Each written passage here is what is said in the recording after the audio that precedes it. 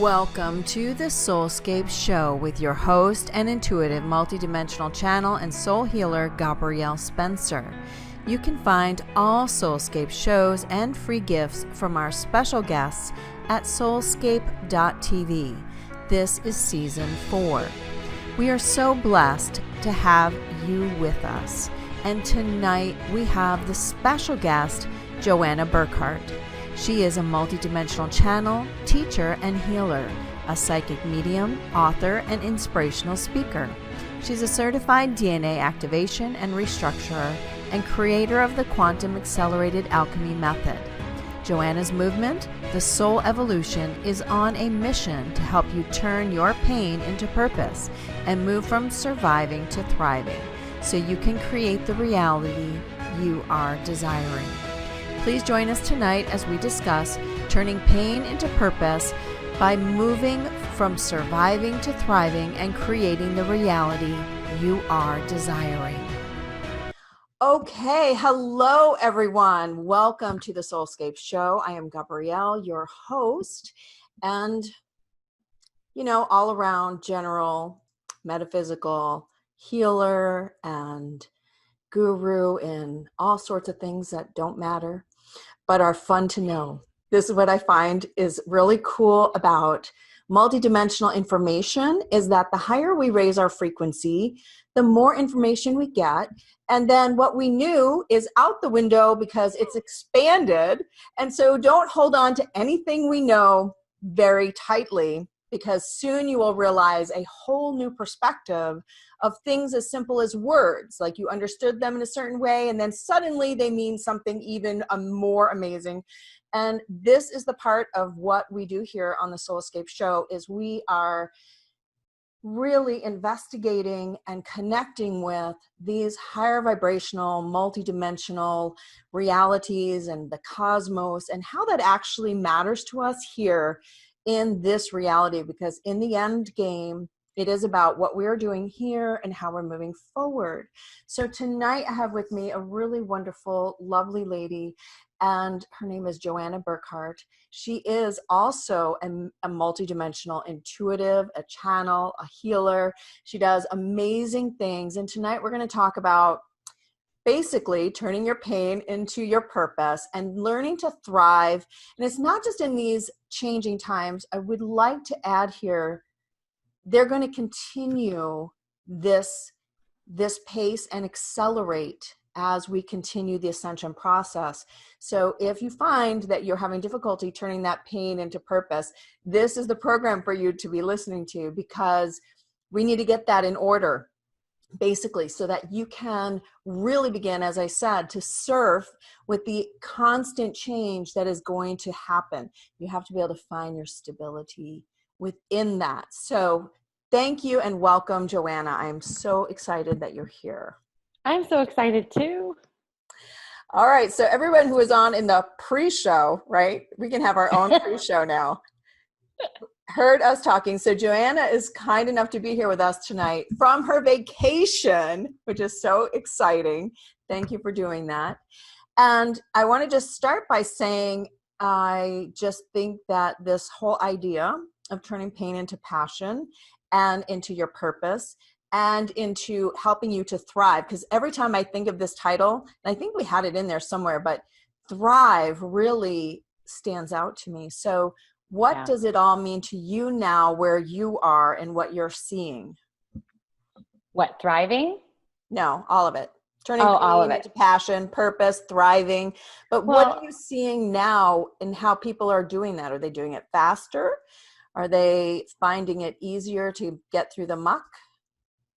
I am pleasantly surprised at what I've been observing and how quickly people have been opening up their consciousness, opening up their mind, and just seeing things that they never saw before and shifting on a dime, like literally seeing people adapt and move. And but then you also see the other side of that coin, because this is a dualistic universe. So we see the people who are suffering and who are holding on so tightly to what used to be, they used to be, the life that they used to have, the things that they were used to, that comfort zone.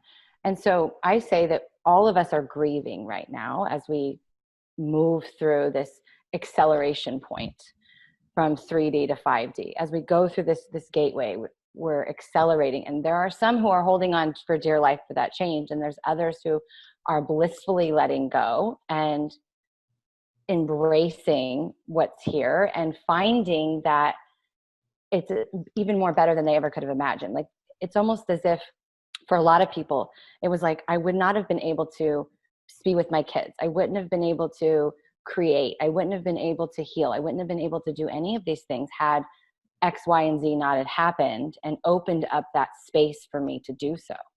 Right. So it's been a beautiful thing to observe all the way around. And I'm going to be honest, it's probably not going to be like something that everybody agrees with, and that's okay. But when this all started happening, I was excited.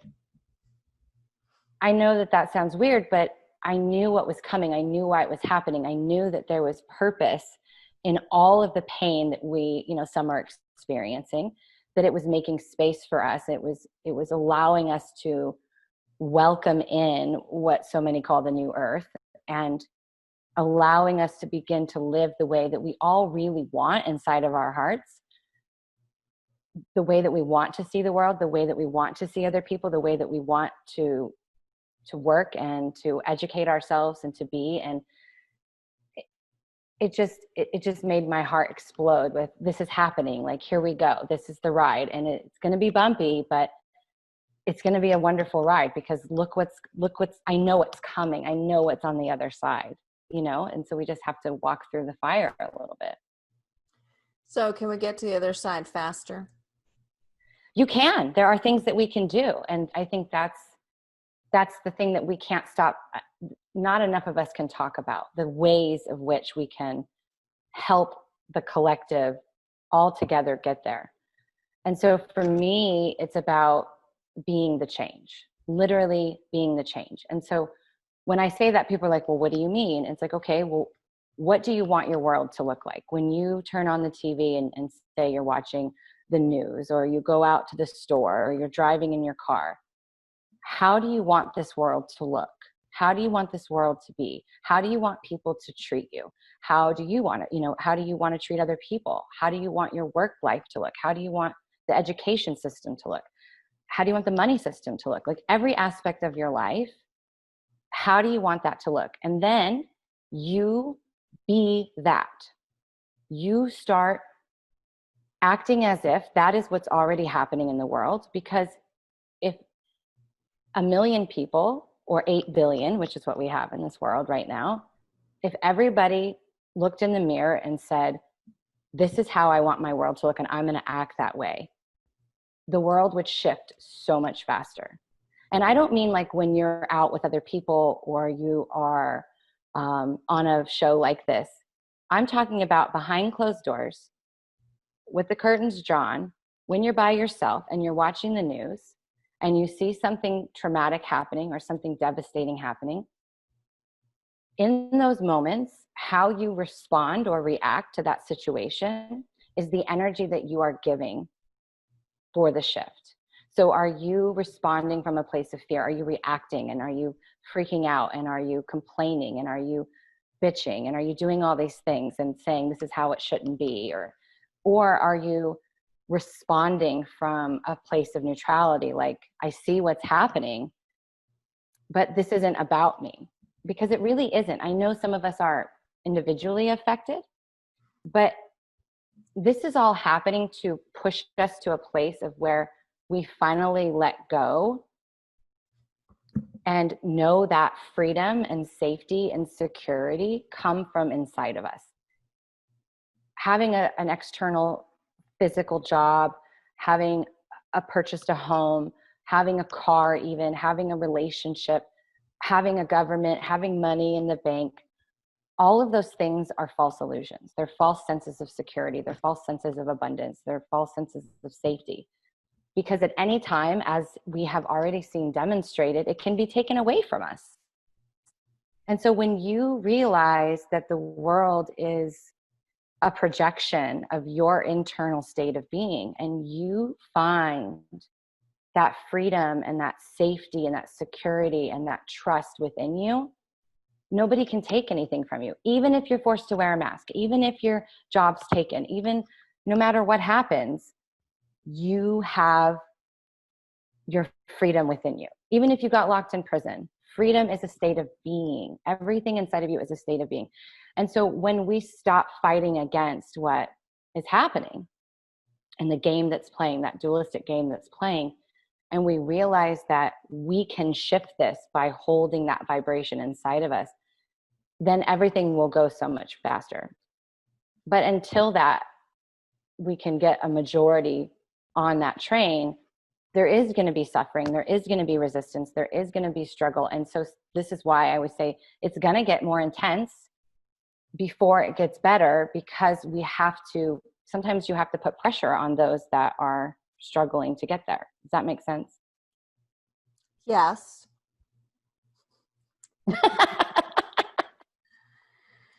So we're just diving in. I always feel like we can say this, okay? But when they, you know what hits the fan, right? This is where I always hear that old Bible, the saying of the wheat and the chaff, right? So what is it to be the wheat? How do we make sure that we see through the illusion of the dualistic game, but that we are within ourselves, that we have that security of knowing, but that we live to fight another day? In other words, I mean, we still are here for a reason. Yes. Like our light is needed, or the celestial hierarchy would have taken care of this already. There's people in place. We have to stay strong in both physical, etheric, spiritual, and our vibration, and all of us in wholeness and all of those things. So when people are still dealing with trauma, someone wrote in that they're dealing with trauma and they really want to learn about, I mean, they've done a lot of work. So if there's still trauma and things that they're reacting to, because that's, I mean, what's happening is the fear, and that's triggering everybody on every level. I mean, everything you even thought you already dealt with is coming back. Right. And you're like, what the hell? I mean, even I have that. I'm not immune to it. No, everybody is going to see their stuff again. It's like, replay anybody? What the heck? So we're being given more opportunities to say, no, really, actually, now I'm going like a deeper level. But what happens when I talk about moving people faster or through it finally? We don't know when the end is of that finally thing, right? Because there's many dimensions that we're dealing with clearing, and we don't have access to them all immediately. I mean, it's just based on your vibration as to what frequency you're even able to access, basically. So the traumas and the triggers. So for the people who are feeling triggered and reliving various traumatic things, what can we do to assist them to move through it? Because I'm sorry, this whole topic is just so on the cutting edge. Like this morning, I got a text from Teresa V. So all of you know her out there. And she's like, oh my God, you've been on my mind. And so we're texting back and forth. And it's really funny because we all have similar views of what's happening, but slightly different perspectives of what it means and how to go through it, and etc. So if you want to expound on that, wherever that takes you. So obviously there's going to be different levels of trauma, and people are going through, some people are going to, there's a lot of suffering. Some people are really traumatized by what's happening, and this is bringing up some of their worst fears, the fear of death, the fear of being homeless, the fear, of your rights being taken away, all of those things. And a lot of it's triggering past life memories of, a lot of the things, what I call the bottom of the well, where things have we've kind of repressed it so far down and sealed it. And this type of energy is just dredging it up constantly over and over again. So for me, what I tell people is, triggers that really hit those trauma points, they're a gift. And even me in the thick of it, it sucks. I'm not going to sugarcoat it. It just does. I'm not going to be one of those people that's like, oh, it's no big deal. Oh We no, feel it's it. perfect all the time for you, I'm sure. Yeah. Oh, yeah. But I it's can been, laugh because I always, when I read people's stuff, I'm like, okay, I just want to say, I just got to put it out there. None of us are in 5D all the time. Okay. Just right there on that. But anyway, go ahead. I'd like to say we all are. yeah. Well, and we'll talk about that, because what it means to be Let's. multidimensional versus spiritual, this was a big shift for me this year alone. But when it comes to the triggers, when trauma is triggered in me, I see it as a gift. And even in the moment, it sucks, but I tell myself, I remind myself, I say, whatever, okay, so I'm on this vacation. I was with 9 other girls that I had never met before. Okay. And they're all my equals. They're all spiritual teachers and healers like I am. And they all have their unique gifts. And if one person said something, this week, I had my fear of abandonment triggered. And we were just having this great high vibe time. And, seriously, there was, none of us really worked. Everybody was playing. There was no reason for me to be triggered. But I had that fear of abandonment come up, and I felt it, and I immediately excused myself. I went and sat in my room, and I just began to breathe, like really deep, long, slow belly breaths.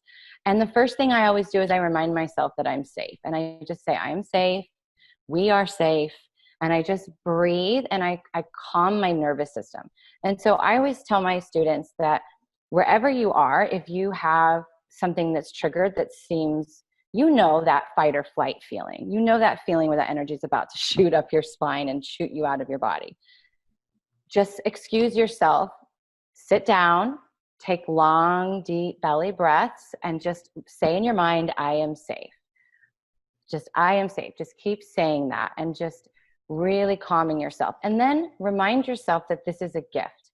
And the reason why it's a gift is because if you're triggered by it, one, somebody's just pushed a button in you, pushed a program that already lives there. But because you're triggered and it's coming up, it means it's ready. It's ready to be received. It's ready to be accepted. And here's the big secret, you guys. It's really not a big secret, but I'm going to give you, this is the answer. When it's there, when that energy is up, it just wants to be seen. It just wants to be heard the way that we do. It's energy, and we are energy. So it just wants to be seen, heard, and accepted. And when I say accepted, that doesn't mean that this is the end all be all and this is what it has to be. It's like looking at a child who was just bullied and giving them a big hug and saying, even though this is happening to you, even though that this is what is in this moment, I still love you. I want to hold space for you. It's not trying to fix it. It's not trying to push it away. It's not trying to say that's not okay. You shouldn't do that. You shouldn't be triggered. You shouldn't be angry. You shouldn't be sad. Absolutely, you should be. Absolutely, it's right to feel those emotions. It's okay to be angry. It's okay to be sad. It's okay to feel hurt. And so when that energy comes up, and after you've calmed your nervous system, so you've taken yourself out of fight or flight, and you've been breathing and centered yourself a little bit, kind of regrounded your energy back in your body, just say, this is a gift. Thank you. Whoever triggered you, whatever triggered you, thank it, honor it. And a lot of times people think that's weird. Oh, you want me to honor my anger? Yes. I want you to bring it to the table, pour it a whiskey, and say, I love you. Thank you for bringing that anger up right now. And sit with it. Say, I see you. I see that you're angry. I see that this person triggered you. I hear those thoughts, those stories playing in your head. Like, I'm acknowledging them. I'm not trying to push you away. I see you. I hear you. We are safe to feel this. And I'm going to love you no matter what. I'm going to love this part of me. I'm going to love the part of me that's pissed off, or that feels heartbroken, or that's scared, or that's in fear. And I always say, when you accept it, visualize, and everybody can do this. We all have an imagination.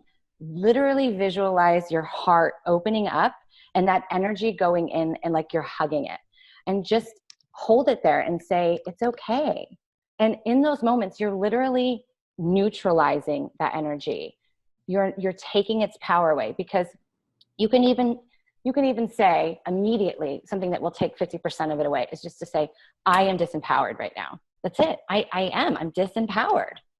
Okay, you've said it. Now you can breathe. Now you can tell it that you've seen it, you've heard it, it's safe, you've felt it, and you can thank it.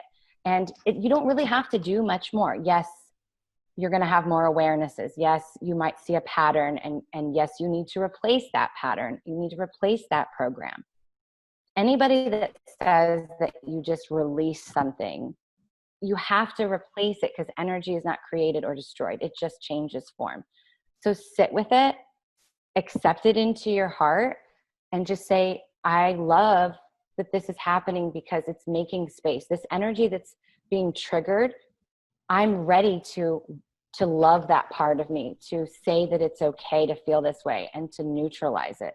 And that's all. I mean, when you think about people that are criminals, or your children who act out, or someone who's rude in the store, they probably don't feel seen. They probably don't feel heard. So they need to be loud, or they need to be obnoxious, or they need to do these things. And so we just need to validate and see and hear and honor those parts of ourselves.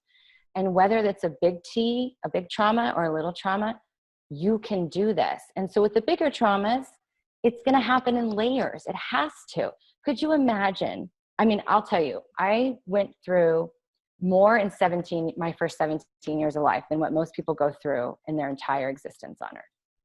And if that all came up at one time, I probably, when I stood in front of that, because there was a moment where I wanted to die, I probably wouldn't have chosen to live if it would have came up all at once. Like it would have been just too much, and so it has to come up in layers.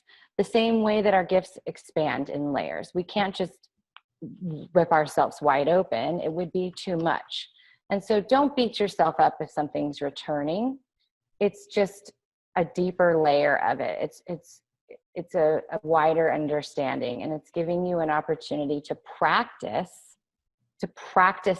just what I just went through, the process of sitting with yourself, the process of loving yourself, the process of neutralizing that energy and loving the triggers. And that way, when you go somewhere where someone, you go to your in-laws, you go to that place where people are people will trigger you, you're no longer in resistance to it. And because you're like, it's okay if they trigger me. It's okay if this happens, because it's a gift. You no longer call that energy in to trigger you. It's the most beautiful thing when you shift that energy of seeing something, because here's the thing, the universe only knows yes. And if that's the only thing you get out of this, I want you to hear me. The universe only knows yes. So if you use the words can't, don't, no, the universe doesn't hear that. So like one of the girls that was with me, she was saying money's not the problem. And I said, all the universe is hearing is money is the problem. You need to speak in an affirmative way. Speak what you want into reality. And because the universe only knows yes, if you're in resistance to somebody, something, or someone, it's going to say, yes, let me give that to you. If you desire something and you're focusing on that, it's going to say yes, and it's going to bring it to you. Because that's what the universe only knows. Yes, that's why when you are a worrywart, which was me, I literally worried about everything in the future. And all I did was call it in and confirm it for myself. And so when I stopped doing that and I said, oh my gosh, okay, in my mind right now, I'm worrying about something. And I said, I would say to myself, do I want to create that? No, I don't want to create that. What do I want to create? And I would speak that and I would say, oh my gosh, that feels so much better, because we only have the now moment right now. Like that's it. It's this now moment. If you're in the future, you're not in the present. If you're in the past, you're not in the present. And the present is the doorway. This is where the awarenesses are. This is where the gifts are. This is where your desires can come in. This is where you can command the solutions to the problems that you are having. It's only in the now present moment. And so you have to be present and be observing yourself and your reality.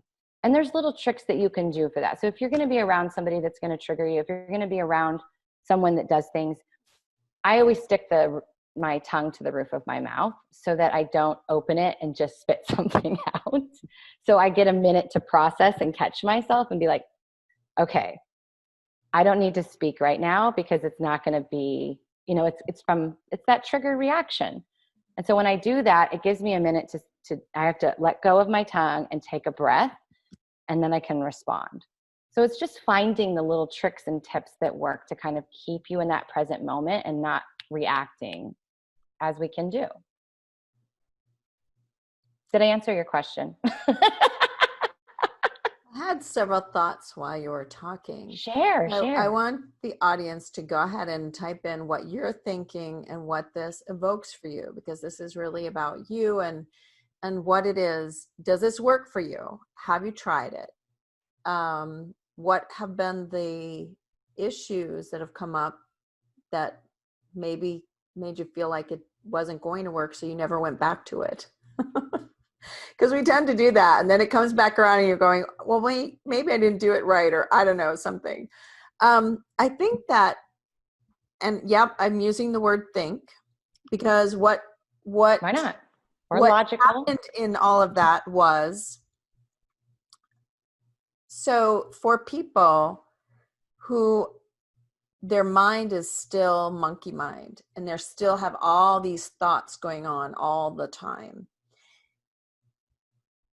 what say you about how they overcome that? Because most of this, okay, so you talked about, okay, embracing the trauma, and I was laughing to myself thinking, the other day in my inner circle, I think it was last week, somebody had written me that they were having issues and they've been working on it.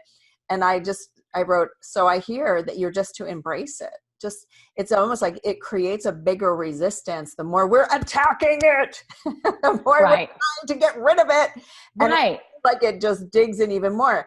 And so in that regard, what you're saying is very similar, which is you embrace it. Like, you know what? I am pissed off. I am angry. Yeah. I'm fearful. I have all these worries.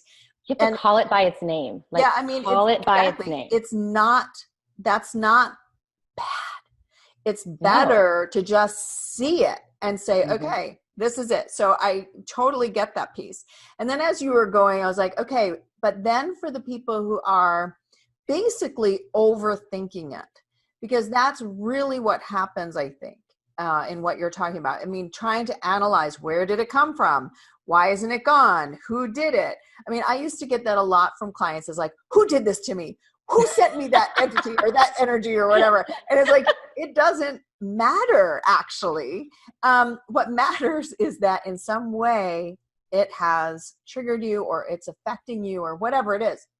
So then it brought me to, okay, so really what we're saying here is, how do you get out of your own monkey mind? Besides, breathing deeply. Most people who know me know that I am not a big meditator. Right. That's not my gig. I have other ways of doing it. Like you said, everybody has their tips and tricks, and it's important for everybody to get that handled, whatever that is for you. There is no right or wrong, you guys. Literally, no. There is no right or wrong. It's only opportunity and possibility. So however you meditate, however you connect, however you calm yourself, like whatever decisions you make, whatever mistakes you make, you can't have today's awareness without yesterday's mistake, period. And so you are never not where you're supposed to be. And the universe is always in harmony. So literally you can't screw this up. Just get out of your own way. I mean, it sounds stupid or simple, either way. But the truth is, the less you fight this piece, The less you fight your own shortcomings. The less suffering you'll have. Exactly. Like you said, it's almost like, I've talked about it similarly, and I always use I'm looking for this mate kind of scenario. Okay. So I remember way back how I must have been in my late 20s, and I had gone through a really big breakup. And I remember my aunt, who was the one who really began doing healing work on me in my late 20s. So I remember saying to her, I'm just so frustrated, and I was more, like you said, my whole thing was all the things I was not looking for anymore, right? These are the signs, and we spend so much time with this. This is the sign, whether it's a job, your relationships, money, whatever it is. And so we have this list of all the signs we're looking for. Well, what do you think is going to happen? You're going to continually find those signs. It's amazing. So I'll never forget that she had me write a list. It was my first experience with this whole list thing in the positive. And it's actually harder to do than you think. I always tell people, if you don't know what you want, write down everything you don't want. And then that way you can see, okay, if I don't want this, then that means I must want the opposite. So whether it's in a relationship or your life, if you don't know what you want yet, if you don't know what your purpose is, if you don't know what's going to bring you joy, if you don't know what you like to do, whatever it is, get really clear about what you don't want.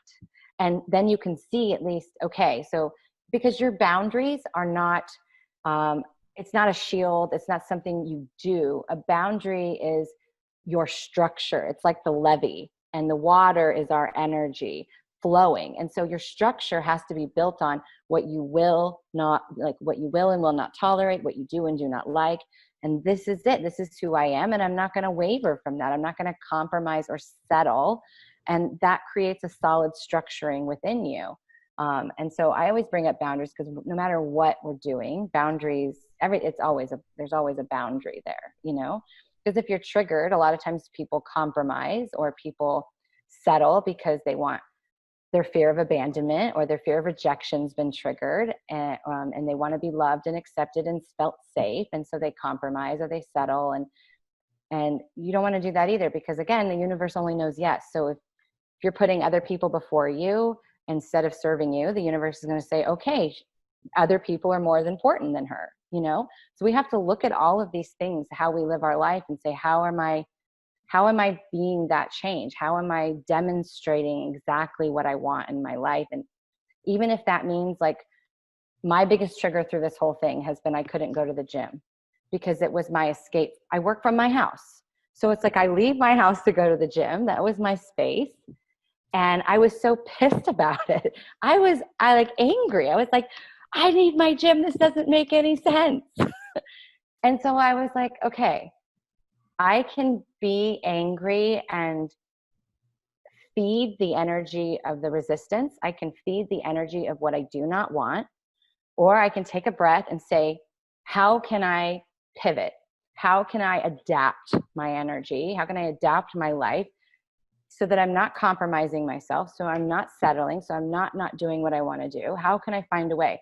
And so I just, found workouts online. I started using my house furniture to help me work out, and I let it go. And I was like, forget it. I'm just going to let it go. And then shortly after that, the gyms opened, and I was like, nobody thought that they would. And all you had to do was let go of being in resistance to what is.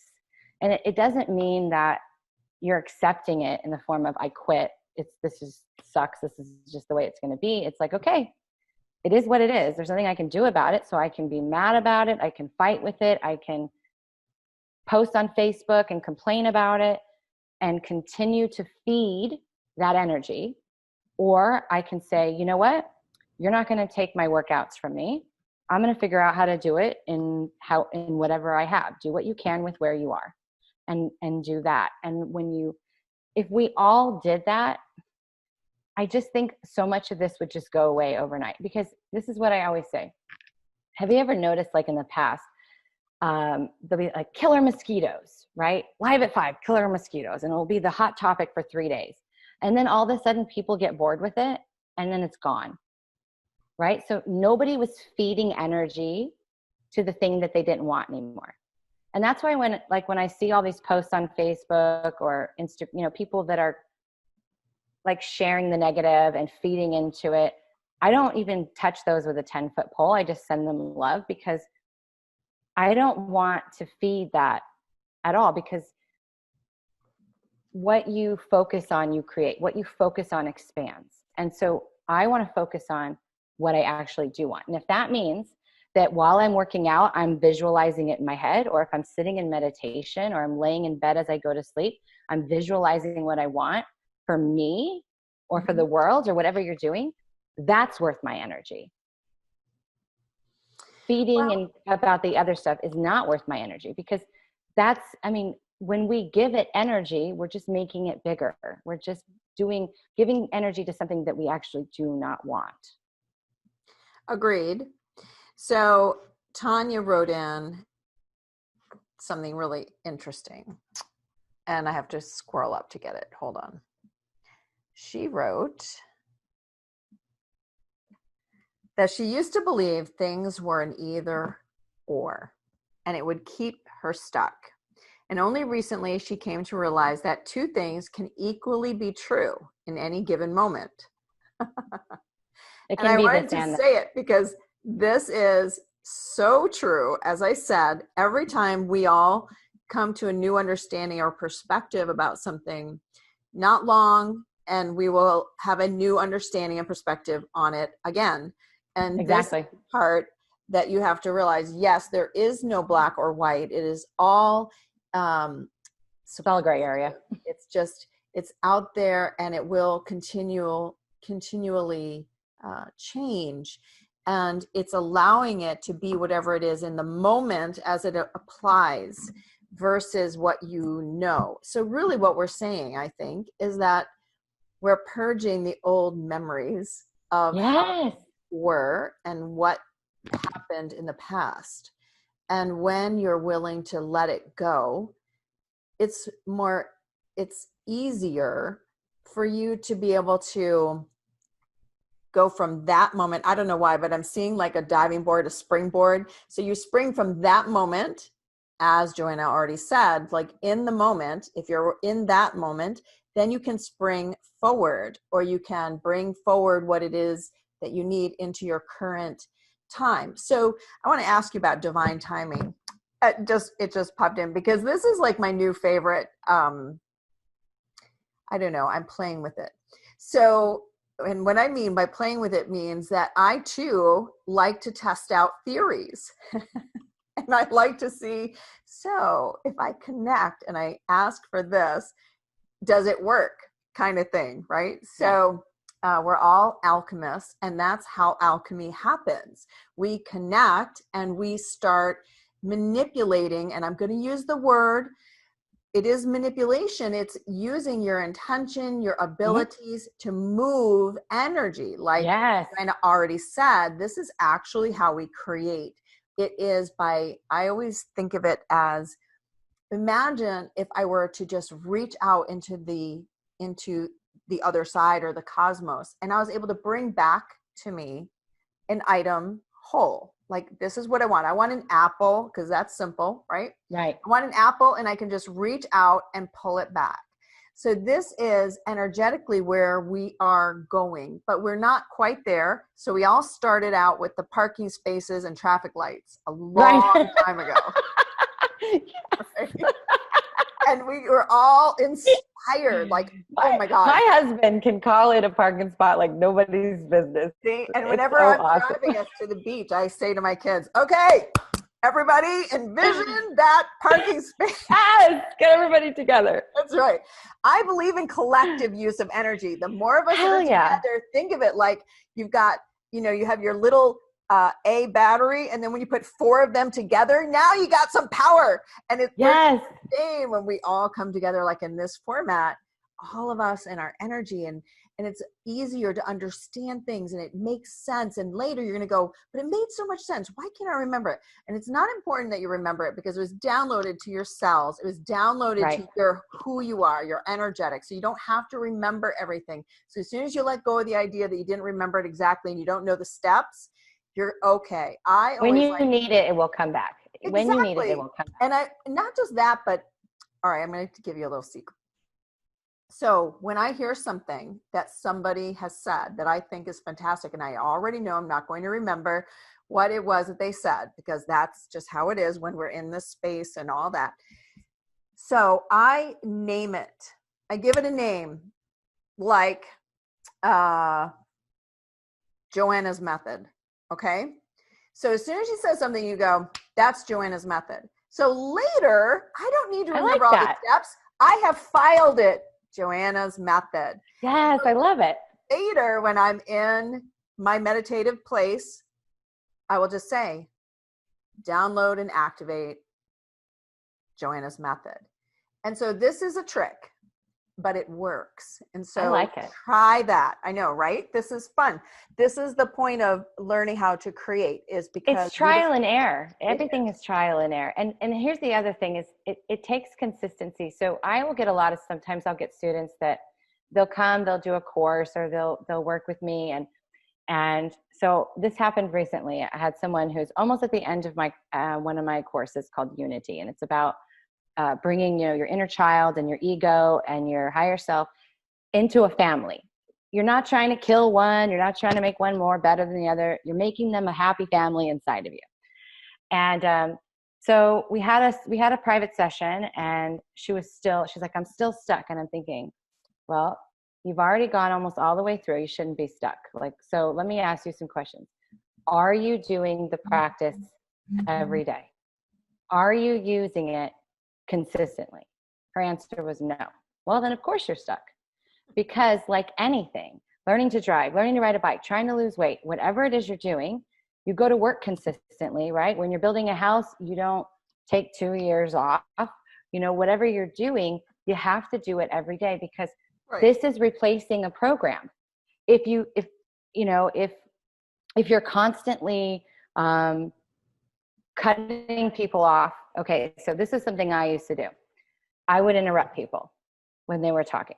Now, some of it in the beginning was I was new to channeling. And so when something came through, I was like, shit, I got to hurry up and say it before I lose it, right? Because I hadn't honed in my skills back then. But after that, I had no excuse. And so I was like, God, I interrupt people a lot. And so I started using the same technique I gave you guys earlier. I'd put my tongue to the roof of my mouth and wait until I had an opening to speak. And I had to do that every single time, over and over and over and over and over again, until it became a natural habit. This is the actual work. The work isn't sitting there dwelling, digging up the past, who's responsible for what, why did it happen, why did you do that to me? It's not going to make anything better. It's not going to justify anything. It's not going to, literally, it's not going to do anything for you. The real work comes in, okay, I found the pattern, I found the program, I see it. Okay, just seeing it, just becoming aware of it is like huge, you guys. You should be so proud of yourselves just for becoming aware of something, a trigger, a pattern, a program. And then you think, okay, how would I like to respond? How would I like for this to play out? And then demonstrate it every single time. And if you mess up, if you screw up, forgive yourself. Take a breath, laugh at yourself. Be like, okay, I did it. I had that awareness. I did that thing again. No worries. Let's just keep going forward and just keep doing it over and over and over and over again. When I talk about doing the work, that's the work. That's the work that we got to do. Yes. Reprogramming your own. You have to remember the human side of ourselves. Mm-hmm. It's not that we don't know better. It's that there are ways that muscle memory. Okay, I have a funny story. This is the craziest thing, but I have been. So while others have maybe been in downtime during this period, I have not. My life has quadrupled in things that I am doing. So it's crazy. But this morning it happened, and it happened to me last week as well. So I'm taking my son to camp, and normally I take him, and camp and school is a right turn out of my neighborhood. But they moved camp this summer because of COVID, and so it's a left turn. But this morning I turn right and I'm driving down the road, and suddenly I go do this, and I said to my son, why didn't you tell me I was going the wrong way? Oh my God, buddy, this is your job to pay attention. And I'm driving along and I'm just like, oh my goodness. And so I had to do a U-turn to go the other way. But it was just funny. Okay, I laughed. I was just like, oh my God, is that muscle memory at its height? Right there. I have been going 6 weeks driving him left. But my mind, I mean, I've just been busy, and I'm already thinking of 8 other things, when I get home, blah, blah, blah, blah. And so this is the part about the patterning. So I just said to you, I've been driving him there. This is our 6th week, I think.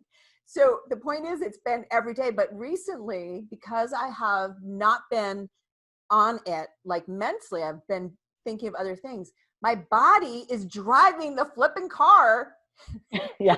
I have taken him every day for 4 years. Okay. So this is why repatterning matters. Okay. Because at the least or the most inopportune time, you will repeat the pattern that you had longer. Mm-hmm. So this is just there's a funny to tell you, it happens when we are least expecting it. And then you go, oops, time to do a U-turn, people. Right. Gather around. Oops, that was not the right response. That was not what I really wanted to say. Let's do a do-over. Call a mulligan. Yeah, reset. Just go, oops. Anyway, it was quite funny. So now you can all remember that we all do it. It happens, but it's about catching yourself and then and laughing at yourself. Like, laugh at yourself. Be like, oh, whatever. I did it again. My son said to me, well, Mom, I wasn't paying attention. You were driving. And I was like, you got to love this about your children. They're fantastic. Okay. I have to tell this story real quick when we're talking about children. So before I left for my trip, I'm like, getting ready, and my son plays Xbox. He's a gamer. And he had taken his Xbox apart to dip it and do this cool design on it. And he's putting it back together. And I can hear him banging, and I can hear him doing all this. And I'm thinking, man, if he breaks that Xbox, I'm not buying him a new one. This is what I'm thinking as a mom. Right. So I opened his door and I said, Austin, if you break that, I'm not buying you a new one. He goes, if you say it, it's going to happen, Mom. And I was like, don't throw my words back at me. You're going to create it, Mom. I was like, but that's the thing about being the change, you guys, is you don't have to fix anybody. You don't have to be like, this is how you do it. You just demonstrate it, and then they watch you, because it's monkey see, monkey do. Monkey see, monkey do. It's not do as I say, not as I do. If you don't like the way your children or other people are treating you, you need to look at yourself and say, well, how am I behaving? Because they just mirror it back to you, especially our kids. And he said that, I was just like, gulp. You got me, what are you going to do? But staying present. I don't know what to say about it. Was the hardest thing for me. I think that. About staying present? No, about the children thing. It is quite a riot, actually, because children, they also tend to twist your meaning very well, which is just what your son did to you. And you're like, okay, well, here's the thing though. Actions also create things. So, I mean, that's the other thing. So, all right, I want to talk though about actions. So you talk about turning your pain into your purpose. So what do you mean by that? Because I think that's important. Like, we've talked about the triggers and how to deal with them, and people have other things, and we'll get to that too. But what do you mean by, and how can people turn their pain into a purpose? So for me, I had a really traumatic childhood and life, and I suffered a lot of abuse and physical, mental. I didn't have my basic needs met, all of those things, and it was something that, as I grew up, I used to think to myself, like God must really hate me. Like I must have done something really bad in another life, because I was just felt like less than the scum of the earth, like the bottom of the scum, below 5 feet under that was me. Like that's how I felt as a person. The shame was so strong. And after my father died in 2000, was my entire life. Like I went through, that was my second dark night of the soul. And that's when I came to that place in my life where I didn't want to live anymore. I just thought, I can't go through any more pain. I can't go through any more trauma. Like I'm tired of hurting. And for me, the day I said it out loud, like the day I gave it, I called it by its name, and I admitted, and I gave light to it, and I spoke it out loud, and I said I wanted to die. The light came on, and it was like, oh my God, wait, no, I don't. And I started to heal, and I started to put one foot in front of the other. And what I found is the more that I did this work, and the better I felt, I thought, oh my God, I can now walk somebody through this. I can now help somebody else who is in those trenches of feeling like they want to die, in the trenches of sexual abuse or physical abuse or things that are so horrendous that we should never do. And they think, who am I to do anything? Like this happened to me. I'm such a horrible person. But I firmly believe in my heart that we designed this life. We designed our bodies. We designed this life. We chose some really tough things to go through to expand our consciousness, to help us evolve faster, because that's why we're here. Our bodies are ascending. And we are here to, this is a shortcut. This is the fastest way to evolve us, is to have a physical experience where we're constantly bumping up against the things that are there, that we put there to help us grow, to help us expand. And so as I went through all of that, and I grieved who I thought I was supposed to be, I grieved who I thought, what I was supposed to do. And I said, what do I want to do? And it was like, I don't want anybody to ever feel like this again. I don't want anyone to ever feel alone again. I don't want anybody to have to suffer again, or to not feel, that they aren't amazing and beautiful and special right where they are, And so I said, that's my purpose now. Like, my mission on this earth is to help people move through the stages of awakening, is to help them move through the grief, to help them move from surviving to thriving, to help them turn on that light. But I had to turn mine on first. I had to be that lighthouse. And when I look back, when I was little, like I used to teach my stuffed animals and helping people, like it brought me joy. And so all of those things that I went through, I had to go through so that I could understand them. I had to walk through that fire and get to the other side, so that now I could guide the next 100 or 1,000 or even one person through it, and be that lighthouse for those who need it. Because there cannot be enough of us. The more we turn on our own light, the more others see that they're not alone, see that there's hope. They see that light at the end of the tunnel. They see someone like me who's been through like some of the worst that you can imagine, and I'm happy and I'm free. And is my life perfect? No. Do I have millions in the bank? No. Is everything always honky-dory? Absolutely not. But I still love my life. I still am in love with myself. I am still like excited to live every day. I'm still excited about uncertainty that lies ahead, because all uncertainty is the quantum field. It's like a black chalkboard. It's uncertain because you haven't created it yet. So it's just you look at where you've been and you say, how can I take this pain and channel it and create something that is useful and helpful to another person? And whether that means that you channel it through art or music or acting or being a coach or a healer or an author or whatever you're doing in your, what people call your 3D jobs, right? Whatever you're doing, you can channel it through being a lawyer, a doctor, anybody. You can do it through your radio show, podcast.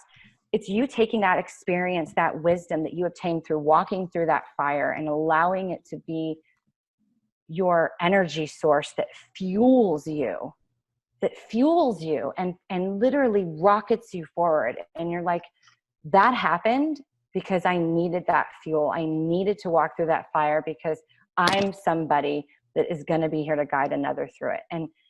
And whether you're out there creating change and writing bills and changing laws, it doesn't matter how you do it. You have to let go of the how and the why and just say, what do you want to do with that energy? How can you take that energy and help somebody with it? What can you do to be of service with it? And that's how you take the pain and you turn it into purpose. Because every single human is here because we had things that we personally wanted to work through to expand our consciousness, to grow and evolve. And so we set that up. Now, and you move through that, your mission is what you're here to do. So once you've gone through it, once you have healed your stuff, or you are in that process of healing, you're doing the work, that's your purpose. Your purpose is to have that connection, to move through this, to experience it, to love and accept it, to come into union with it, to come into union with the anger, to come into union with the hurt, to free your inner child and love your inner child, to love your ego, to say, you ego, I love you. Thank you for trying to protect me. Thank you for trying to, make me feel safe. Let me give you a job that actually serves all of us, that serves this family, because that's what it's about. We're not killing off the ego. We're not just living in our higher self. We're making a family inside of us, and we're meeting the needs of those part of us. So we're going to meet the needs of our ego. So if the ego wants to be seen, then get on a stage. You have to learn how to meet the needs of the fractals inside of you that are fighting to be seen and heard. Because, this is kind of going off topic, but the difference between living multidimensionally and being spiritual is and the reason why I switched is because in the spiritual communities right now, there's a lot of, you can't do this, you can't do that, you can't do this. It's becoming almost a religion. It's a dogma. And when you're multidimensional, it's like, listen, yeah, when you're multidimensional, guess what? You have an ego, you have a higher self, you have an inner child, you have a shit ton of fear. Sorry, I don't know if I'm allowed to cuss. You have a ton of fear personalities. You have a ton of these masks, and it's becoming aware of them. It's integrating them, but it's also honoring those needs that need to be met and becoming a happy family inside of you. And knowing that it's not right or wrong. There is no right or wrong. What works for you is not going to work for somebody else. And it's okay. Agreed. It's exactly. So when you want to take whatever you've gone through, whatever you've gone through in your life, whatever you're going through in this moment, just look at it and say, first, you got to get yourself through it. Okay. It's not, you have to help. You are the most important, period. You are the most important person. So whatever you're struggling with, whatever you're going through, you need to honor that. You need to sit with that. You need to comfort yourself, love yourself, do what you need to do to be present with it. And then once you've moved through that fire and you can look back and say, okay, that sucked, but this is how I got through it. And then you can say, how can I help other people who are going through this? Or how can I prevent this from happening again? What can I do? And allow that pain, that grief, whatever it is, to become your fuel and just allow it to drive you.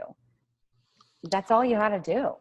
So if I can add this right here, earlier I asked you, so as you're talking, I'm hearing all this stuff. So I was reminded that in the beginning, I asked you for the fastest way through something. And we got off on a tangent, of course. So I was reminded.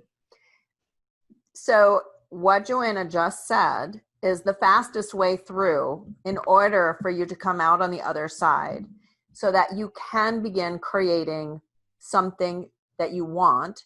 And also remember that what we want, when we say that, it is not just about what you want on a 3D level, because we are talking about moving into that multidimensionality aspect of ourselves so that we can basically ascend, meaning that at the separation, because there will be a separation of the 3D and 5D at some point, at the separation that you are going to be higher dimensionally living already. So that's another, I was going to say another story, but it's really not. It's the story we're living. So as you're moving along and you are leaving behind various emotional aspects because you're making them whole within you. That's what she means by the family piece. It's bringing all aspects of yourself. And I could not agree more about there is no killing off any piece of yourself.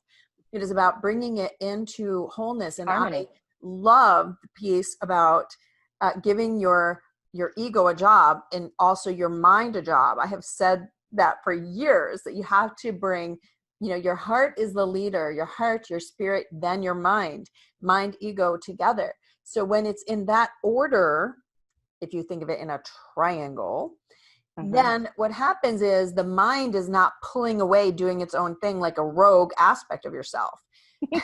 You need to bring it together. And in that unity, that triangle, which is a sacred geometry, by the way. Which is my sign, by the way. Everything's it's a triangle for me. Piece. That's right. Because we're teaching similar things. I mean, we're talking about the multidimensionality living here. So we're all being gifted the opportunity to be able to understand these higher concepts, but then you have to make them work here. And I think that for a lot of people, that's where the disjoint comes. It's like, okay, I understand it here, but I'm really, it doesn't always apply. And, you had talked about something earlier, and it reminded me of something that I say often. And I was just saying it to my husband just yesterday, because, there's a problem. Yes, there's a problem because blah, blah, blah. And you go, okay. So he said to me, I just don't know what to do. And I said, I hate to say this, and this is where you want to conk your partner over the head, or your kids say to you, like, Mom, give me something real. And I'm like, I am. So I said to him, okay, so this is where you go in and say, show me the way, and get out of your own way and just like let it work its way through so that you get that next inspiration or whatever it is, right? So it's funny. So you're basically saying the same thing, just with different words, which is that, there is something else, but as long as we are interfering, we just keep, think of it like the tide, right? It just keeps pulling it out. So until we're able to be open and receptive to show me the way, right, or lead me, or whatever it is for you. I mean, everybody has words that irritate them or don't, and I don't waste my time trying to pull why that irritates me. It doesn't matter. I just choose other words. So that's really the piece here. Stop fighting all aspects of yourself, because when you're in unity and harmony, that's when it balances, and then you're able to use all of those aspects. Again, remember, 1 battery versus 4 batteries. So now imagine if you've got your heart, your spirit, and your mind working together. Now you've got the triangle, the 3 batteries all working together versus separately. And that's when the power of what you're creating comes into actual reality, versus like I saw it, or there was a glimpse, or something seemed like it was going to work and then it stopped, which happens, right, for a lot of people. And it's because, frankly, there's just not enough juice to get it all the way. Because it takes energy to make energy, right? And, it's when the ego chimes in and you hear that fear programming, when you hear those scenarios that we all hear in our head, when that monkey mind gets going, what if, Yeah. and oh my God, if this happens, and you're playing the stories, it's literally, like I said, it's acknowledging it. It's saying, thank you, ego. Like, thank you. You're right. In the past, we would have worried about that. You're right. We would have really been stressing about, thank you for protecting me. But let me do this. Let's try something new this time. Like, this is the new job I'm going to give you, because the ego needs a job.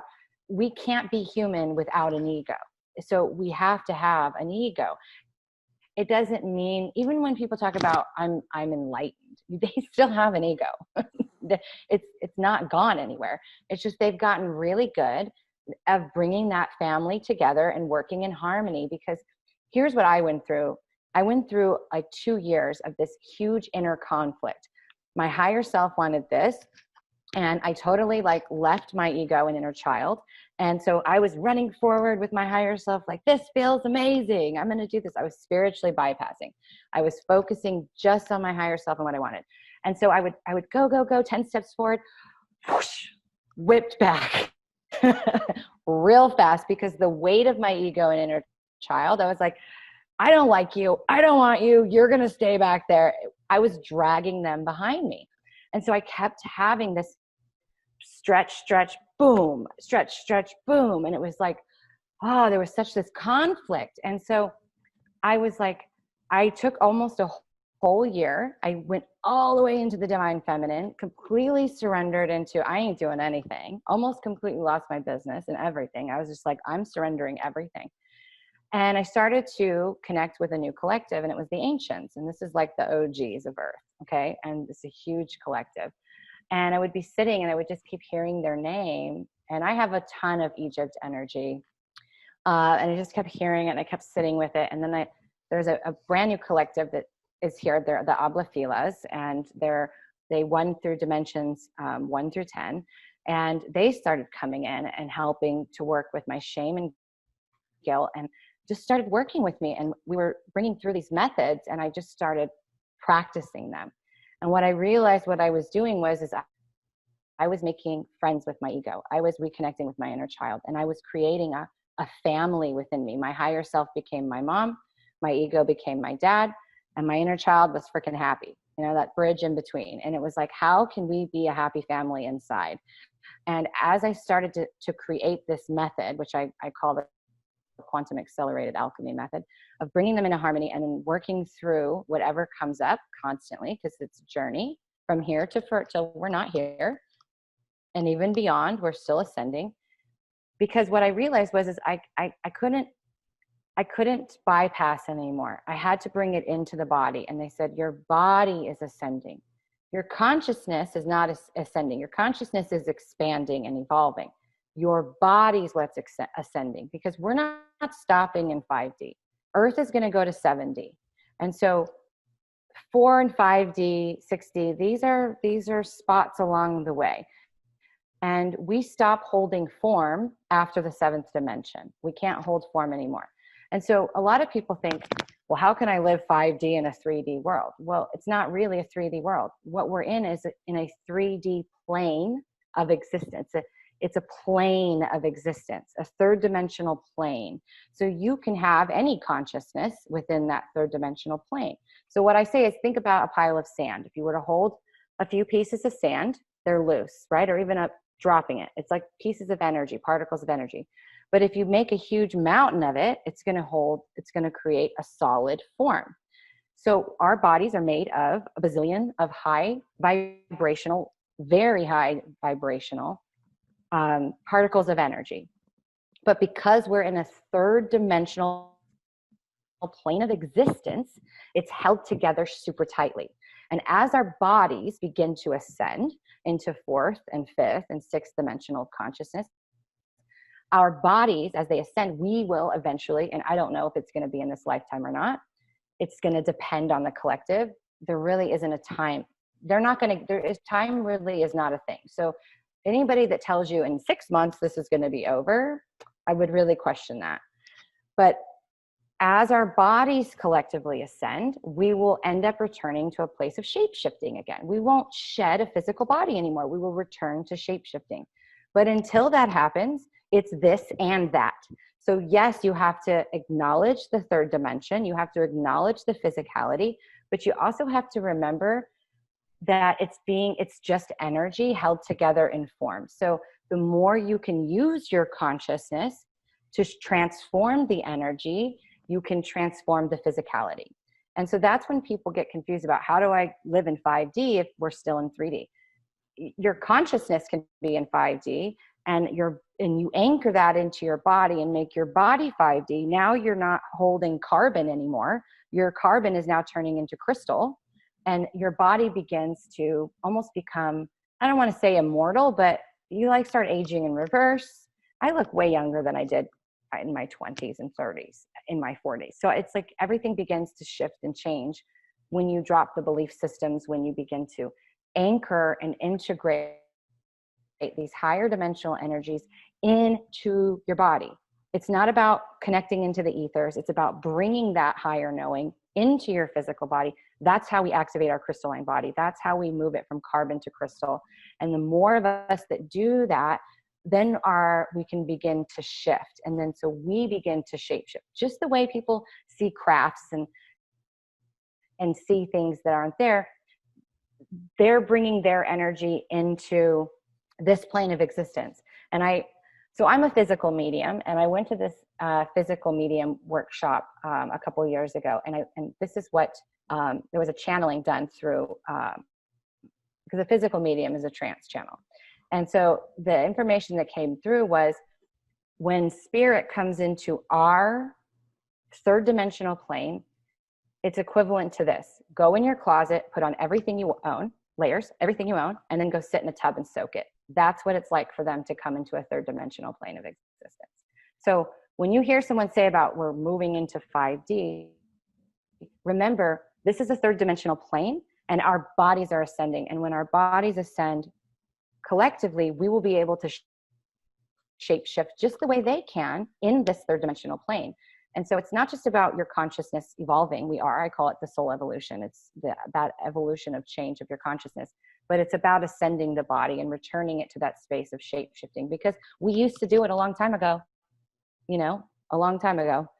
And now where all of a sudden we can't, we're going back there. So I hope that clears that up. I was really feeling called to do that, because with everything that's happening, this is what the ancients say to me. They say it's an underbelly. So all I kept hearing, I've been hearing over the last few months, is the rise of the ruins, the rise of the ruins. I'm like, what does that mean? And what they showed me was this huge underbelly of trauma, stories, identities that we have given ourselves over the years, from all the things that we've been through over all the centuries. This underbelly of trauma is rising up. And it's just rising up because it's ready to be transformed. It's ready to be alchemized into something else, into love, into light, into space, into creation. But it has to be seen, it has to be heard, and it has to be honored. And once we do that, it's gone, it's transformed. That's all it's required to transform energy. See it, hear it, love it, honor that part of it, honor that story, honor that program, honor honor what we've been through, and say, thank you for your teachings. Thank you for your wisdom. What did I learn from that? If I was to do it again, we were to experience it again, what would I do different this time? What would I do different if I knew now what I didn't know then? There lies your wisdom. Release the rest. Set the rest down and say, that's all I need. Thank you so much. When we do that, this world is going to shift really fast. But until then, there's going to be a little pressure applied. Okay, I want to see if Carol's still there. She has her hand up. We're going to allow Carol to talk. Are you there, Carol? There she is. Me? Yeah. Really? Mm-hmm. You're up. Hi, Carol. Hi. Oh my goodness. Wow. Thank you. So how can Johanna help you? Well, I just really love what you just said. And how can we, or how can I, get there? I'm right now going through some unexpected challenges. And I don't know if you're like, you clear things, or I'm not really familiar with your work, but I love your perspective. Oh, thank you. And I So want to do you look 20 years younger.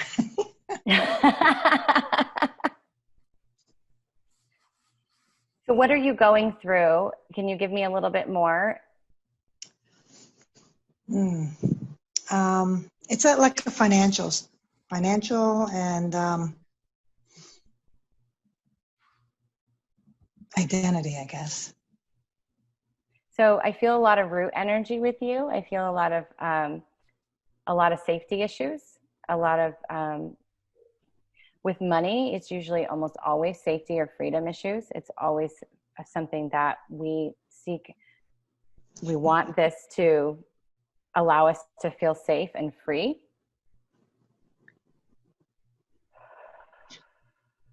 I'm just Do you turning feel into you. anything around the man in my life, or the man that I'm trying to remove from my life, I should say?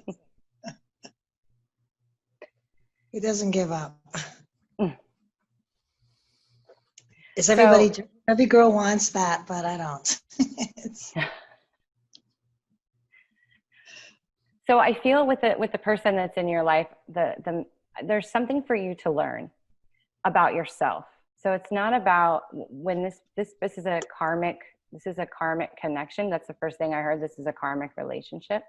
Yes. And there's something for you to learn about yourself. So if you can begin to observe your thoughts and your emotions, not necessarily your triggers, but just what the stories are coming up when you're around this person, what the emotions are. If you can not look at them from that person's perspective, but more of your perspective, like see how, I'm trying to get the right words for this. Your responsibility. What is your responsibility in this relationship? So there's something for you to take responsibility for in your own life. And once you do that, that person doesn't have to be there anymore. That person doesn't have to constantly bring their energy to you. That makes sense. What are you not speaking your truth about? There's something that you aren't speaking.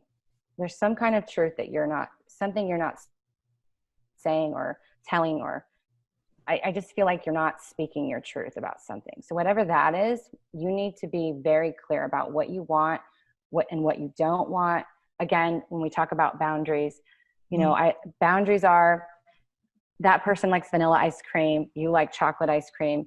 You're not going to give up your chocolate to make the person happy, and just have vanilla. So it's really about you like getting super clear and speaking what you need to speak. Because I really feel that there's that piece too. Like as soon as we moved through that relationship piece, my throat was like, she's not speaking. Yes. So I don't know what it is. No, you're right. You're right. I spoke, and he kind of thanked me for letting him know how he was, but my attitude towards him had changed, and and I tried to tell him, but he all of a sudden has this illusion that everything's going to be great and dandy, and he's going to prove himself to me, and I'm past that, so I just like don't want to be there. You may be past it and you may not want to be there, but there's still wisdom to learn. There's still something for you. So it isn't about him. It's not about the other person. It's always about yourself. And so as someone who recently went through this, what I want to tell you is I want you to look at what you're responsible for. How did you contribute?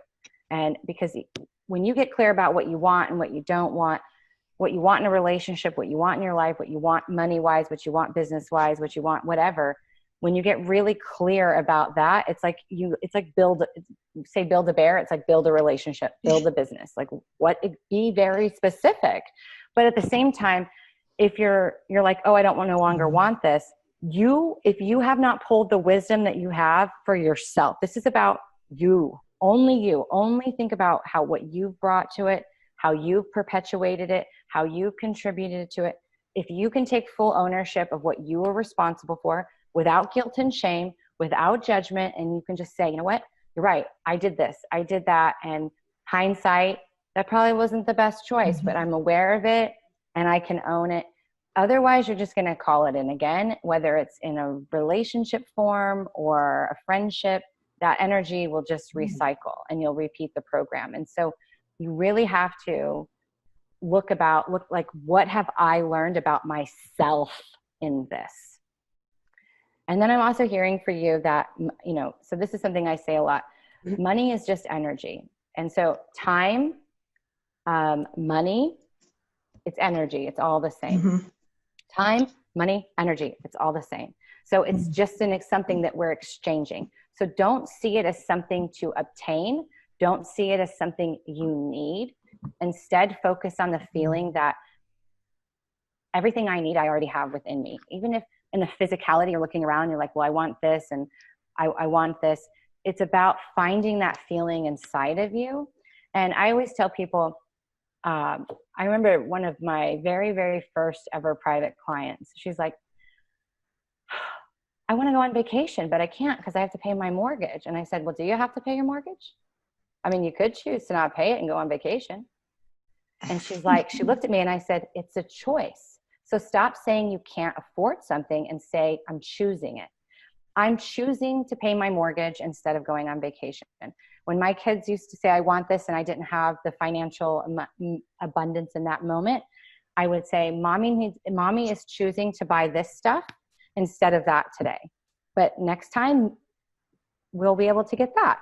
So it's like we have choices to make. So when you own your power and you say, this is a choice I'm making, it takes your power back and it takes it away from money. Because money is just possibilities. Money is expansion. Money opens doors and allows you to do more things. And so you have to just kind of change your language and change your internal feeling and just see. Sometimes your time, nobody wants to spend 3 hours doing something, so you're going to pay the money to do it. So you have to just look and see what's more valuable. Giving all my energy to this, spending all my time this, or spending the money. See it as an equal exchange. Okay. That makes a lot of sense. Thank you. You're welcome. Thank you, Carol, sweetie. Thank you. Okay. I will hit mute. We'll take Tara. Tara, are you there? Oh, you need to unmute yourself. Oh, okay. There you go. Can you hear me? Yep. Oh, perfect. There she girls, is. You're the best. Absolute best. I love the perspectives. Thank you. Good stuff. So, Gabrielle, you know all my stuff, but All of it. I want all of it.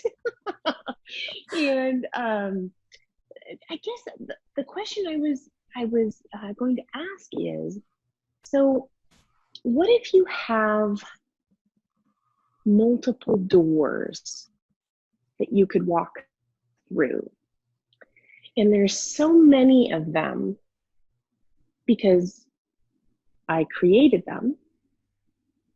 What if you don't know which one you should walk through?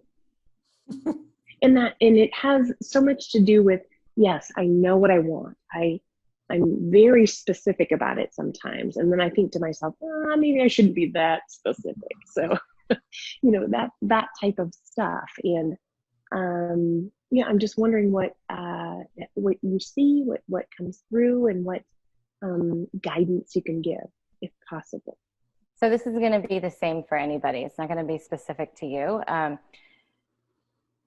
The end result is always going to be what it is. We're all going to the same place. You're going to the same place that you designed before you incarnated here.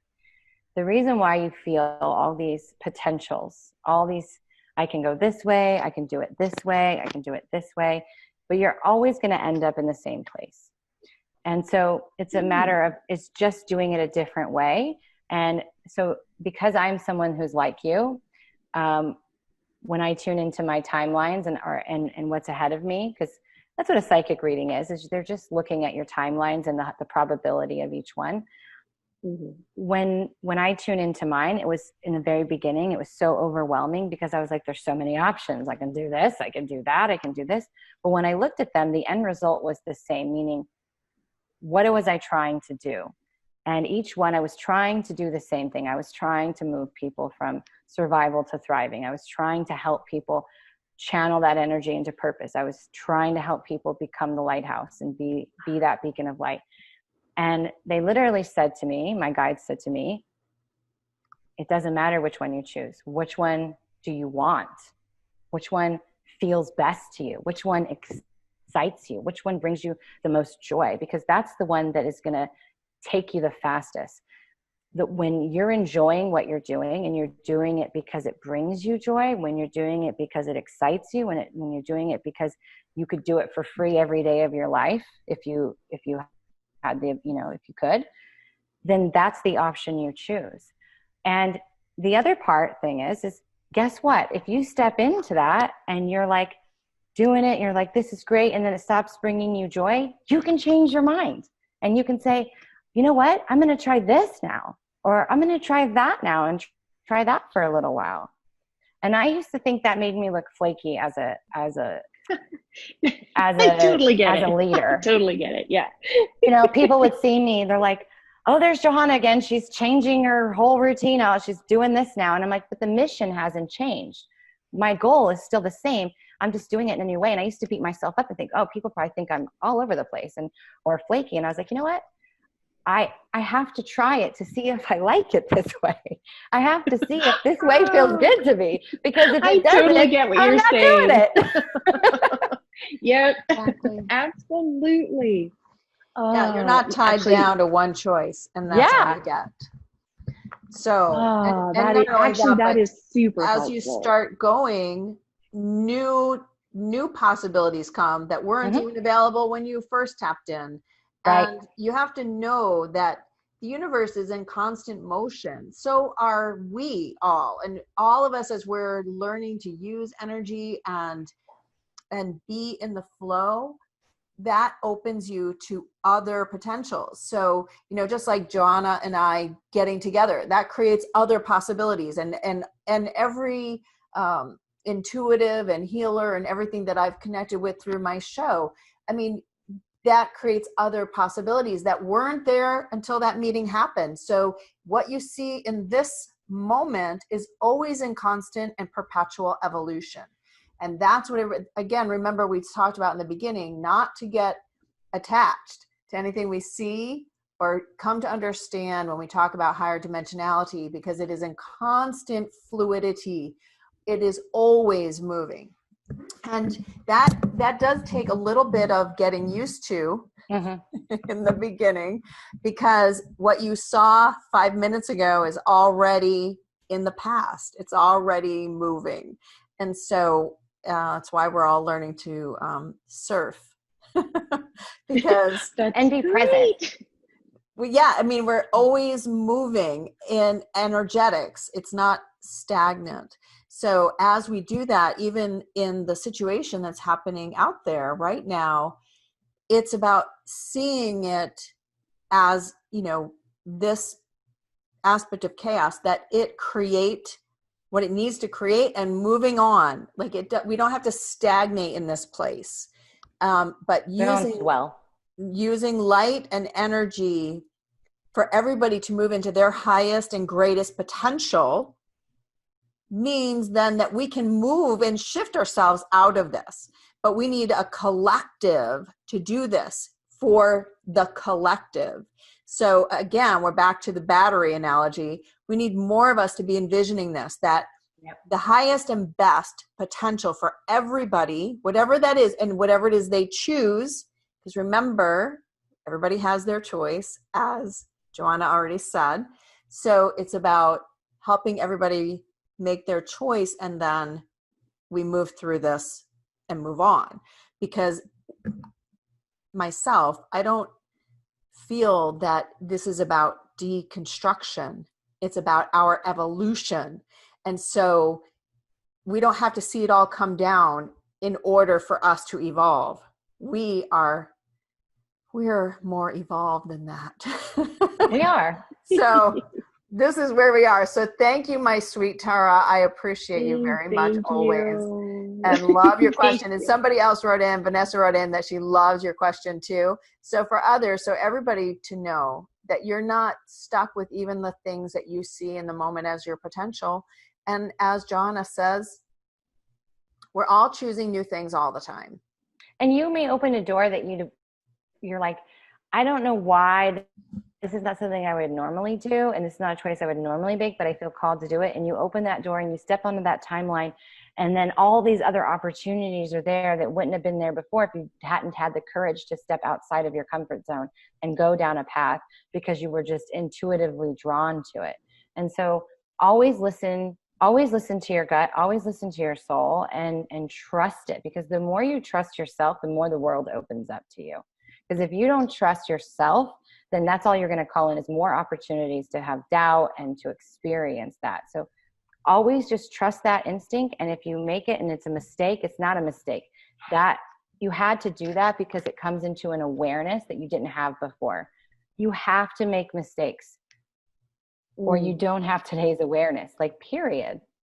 Oh, that makes perfect sense. Oh, thank you so much. It's just, that really helps me. It really helps me. Just, and that's the thing. Trust yourself. Oh, okay. I get it. It's not easy. So start small. Start small. Easy. You don't have to trust everything all at once. Start small, but just be consistent, and it will grow and it will expand and you will get better. And before you know it, you will just completely trust every decision you make. No matter what's happening, you will trust that you will know how you're going to respond in that situation. It's not about controlling outside of you. It's about controlling your response system. So in the very beginning, I worked with Jack Canfield, and this is the only thing I ever learned. E plus R equals O. Whatever event or thing you're experiencing plus your reaction or response equals your outcome. So when I speak about creating your reality, it's exactly that. You cannot control every experience or event, but you can control your response. And that will create your outcome. That will change the outcome. Something terrible can happen, but if you respond from a place of neutrality, you're not in fight or flight. So that's the only thing you can control. So the more you can trust that, the more your life opens up. Oh, that's perfect. Well said. Thank you so much. Well said. That is right. All right, everyone. Thank you, sweetie. I'm going to put you on mute. All right, everyone. I just want to say thank you. Thank you for being here and contributing. Thank you, Johanna. Thank you. And I want everybody to know that you can go out and get her free gift at soulscape.tv/Johanna with an H, JOHANNA. Okay? Soulscape.tv/Johanna. Okay? Now, I just want to say thank you, lovely lady. I've loved our show and have really loved everybody's participation and just all that you shared and the reminders. And you all, once you go out and get her free gift, I am sure that then her information for how to get in touch with her and work with her will come through. It's a good free gift too, guys. It's a good free gift. Do you want to tell them about it? It is a 3-video series of how to hold space for your mind, your body, and your soul. And these people that have been using this have had huge up levels and huge awarenesses. So they're 3 like 10, 15-minute videos a piece, but it's really good information. And if you put it into practice, you will have big shifts in your reality. Awesome. Okay, so it's a free gift. Get yours, okay? I am so excited to hear this. So Shelley says, thank you. Tara's call was just what she needed to hear. Many blessings. And that's why you're all here. We're here to help one another and to work together and to create the new reality of what it is we're here to do and experience. All right, much love to you all. See you all next week live once again. Mwah, much love. Bye bye, everyone. Thanks, and have a great vacation. Thank you.